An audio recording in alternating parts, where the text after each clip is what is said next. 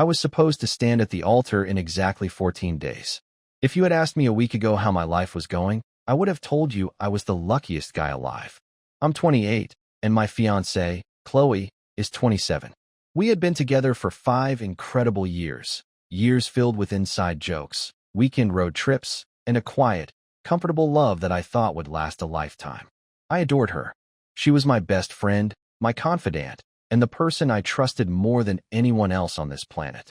Our relationship felt entirely seamless, the kind of love people write songs about. Our wedding was fully planned, the invitations were sent, and we were just coasting on the excitement of the upcoming big day. Then came her bachelorette party. Chloe and her core group of 4 bridesmaids flew down to Miami for a 4-day weekend. I didn't have a single worry in the world. I'm not the jealous type, and I completely, unconditionally trusted her. I packed her bags, kissed her goodbye at the airport, and told her to drink a margarita for me. While she was away, we texted a bit, but I made sure to give her space to enjoy her time with the girls. When she flew back on Monday afternoon, she seemed exhausted but happy. She kissed me, told me she missed me, and went straight to take a long, hot shower to wash off the travel grime. That's when the universe decided to shatter my reality. Chloe had left her iPad sitting on our kitchen island. Because our Apple accounts were linked for shared cloud storage, her iMessages synced across her devices. Suddenly, the iPad started blowing up. The screen was lighting up every 3 seconds with notification after notification. It was a group chat titled Miami Madness. Initially, I walked over just to silence it so she could rest.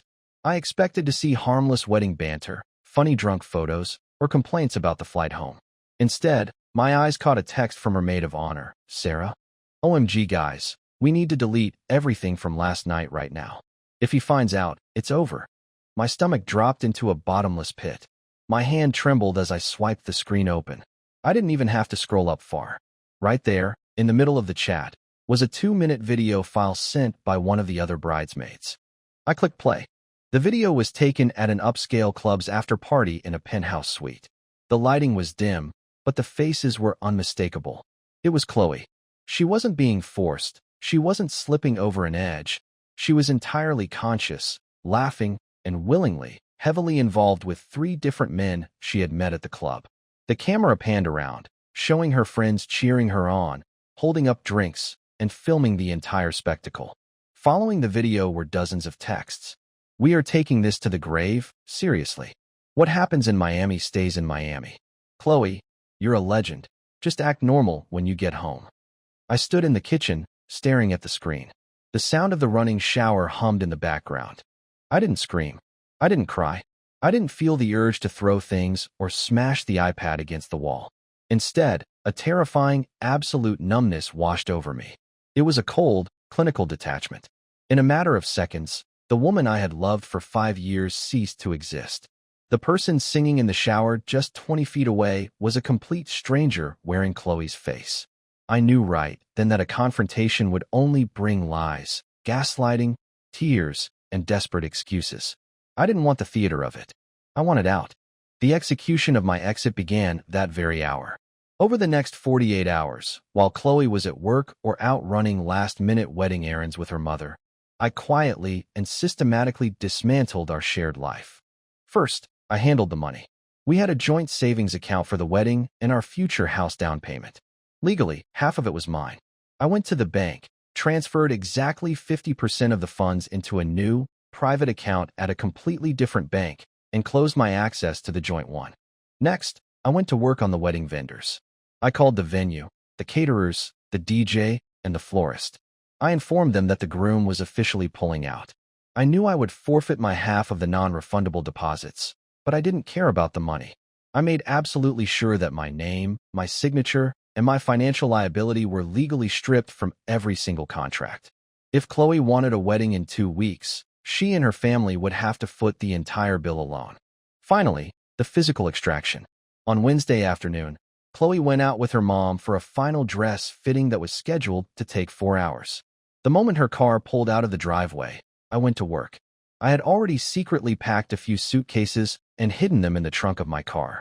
I cleared out my clothes, my passport, my personal documents, and every single item that belonged solely to me. I stripped my side of the bed and emptied my toothbrush from the bathroom. When I was done, the apartment looked hollowed out. Before I left, I sat at the kitchen island one last time.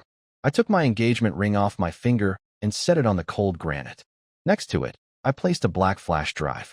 On that drive, I had downloaded the entire Miami Madness group chat log, along with the high-definition video of her betrayal. No notes, no long, emotional paragraphs, just the evidence and the ring. I walked out the door, locked it behind me, and drove straight to the airport.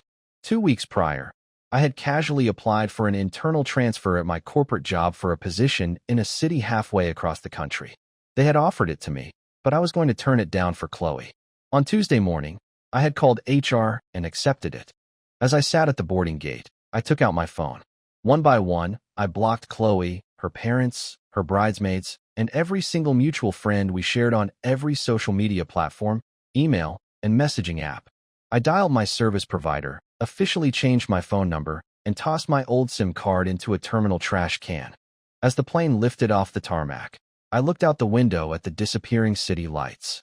I was completely untraceable, leaving behind a ticking time bomb and boarding a flight toward a completely blank slate. When Chloe walked through the front door of our apartment on Wednesday evening, humming a cheerful tune with a garment bag containing her wedding dress draped over her arm, she expected to find me sitting on the couch. Instead, she was met with a deafening, echoing silence. As she stepped further into the space, the subtle signs of my absence began to register. The coat rack was missing my jackets. The bookshelf was missing half its contents.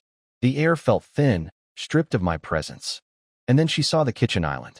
Resting on the dark granite counter was the silver band of my engagement ring, catching the overhead light.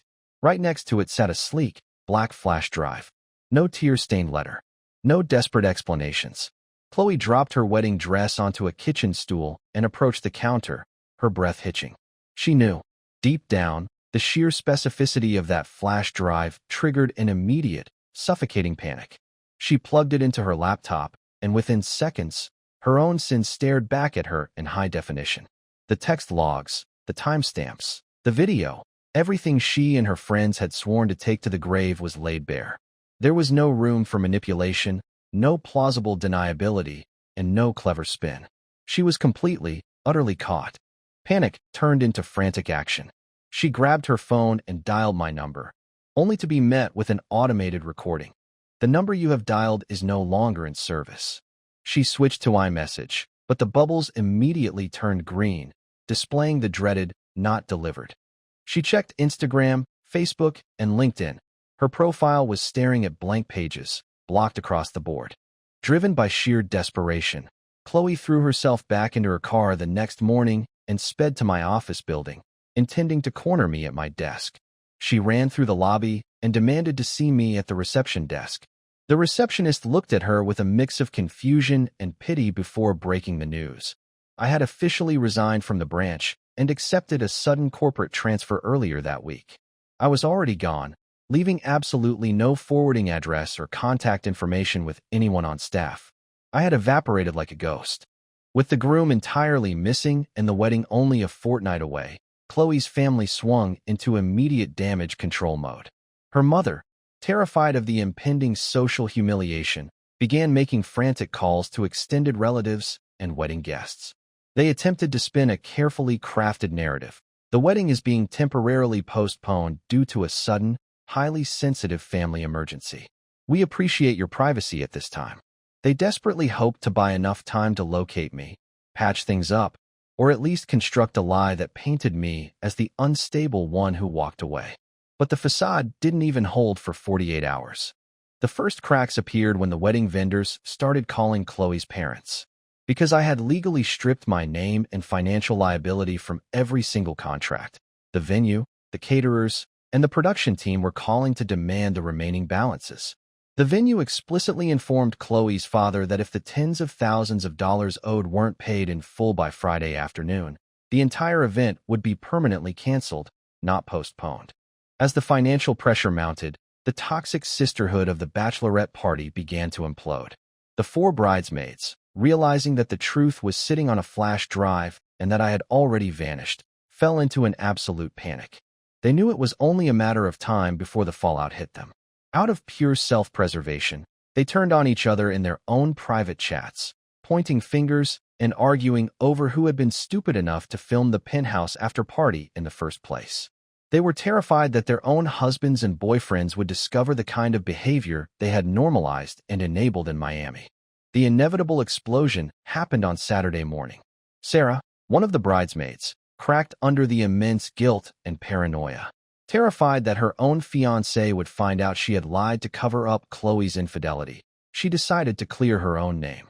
Sarah took screenshots of the group chat panic and leaked the entire context of why the wedding was actually canceled to a broader circle of mutual acquaintances, accompanied by a lengthy text explaining that she tried to stop Chloe. The truth spread through our hometown and social circles like a wildfire fueled by high-octane gasoline. Within 24 hours, the family emergency narrative was incinerated. Group chats erupted, phones buzzed non-stop, and the video found its way into the hands of people we went to college with, our former neighbors and local acquaintances. The social isolation that followed was swift and brutal. Chloe's pristine reputation was completely shattered. Friends she had known for a decade began quietly distancing themselves, untagging her from photos and failing to return her texts. The public humiliation was a heavy, suffocating weight, but the atmosphere inside her own home was even worse. Her parents were utterly furious.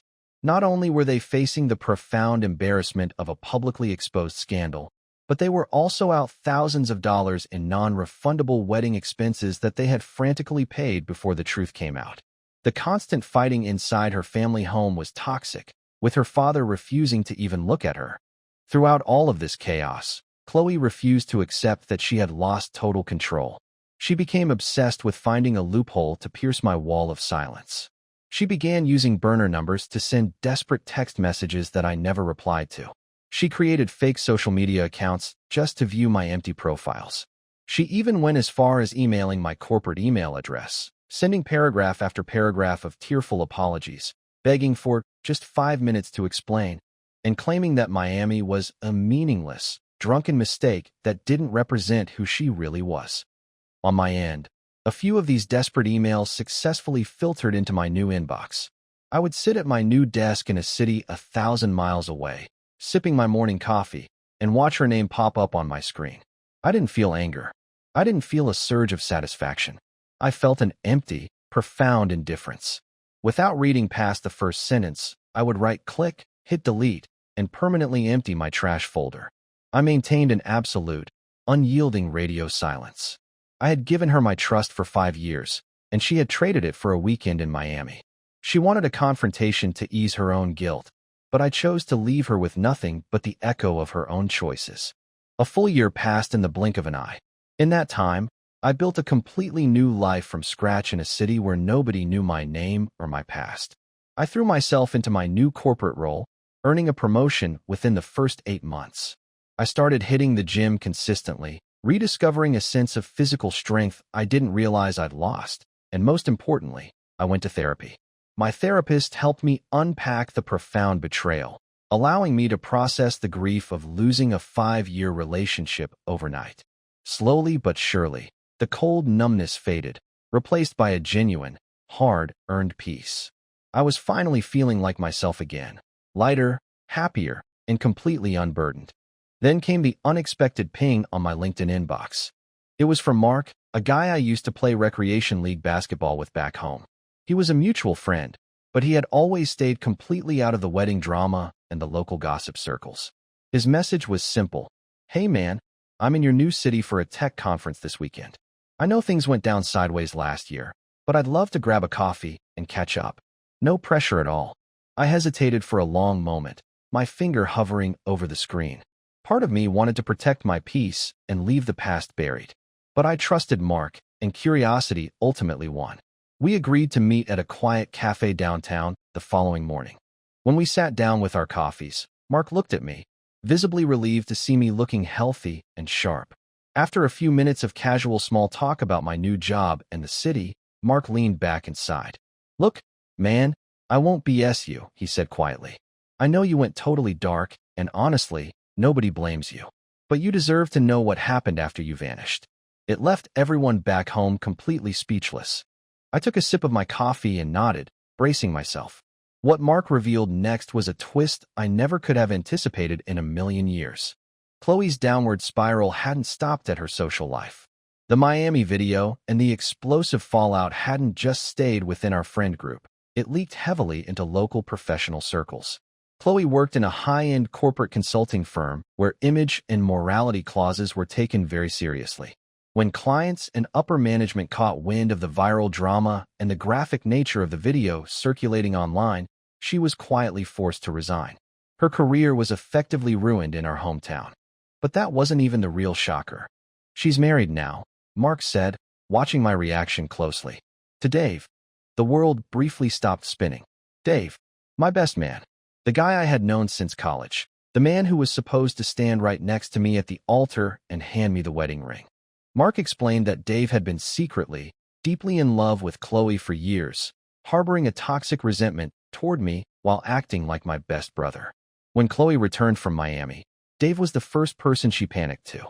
Instead of telling me, Dave helped her try to cover up the incident initially, hoping to keep the wedding on track so he could keep his secret safe.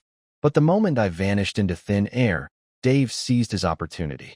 He stepped in as the perfect, supportive shoulder to cry on, comforting her through the public humiliation and the loss of her career. Within months, they went public. 6 months later, they had a rushed, shotgun-style wedding at a small courthouse. But here's the thing, Mark whispered, leaning in. Their marriage is an absolute, living nightmare.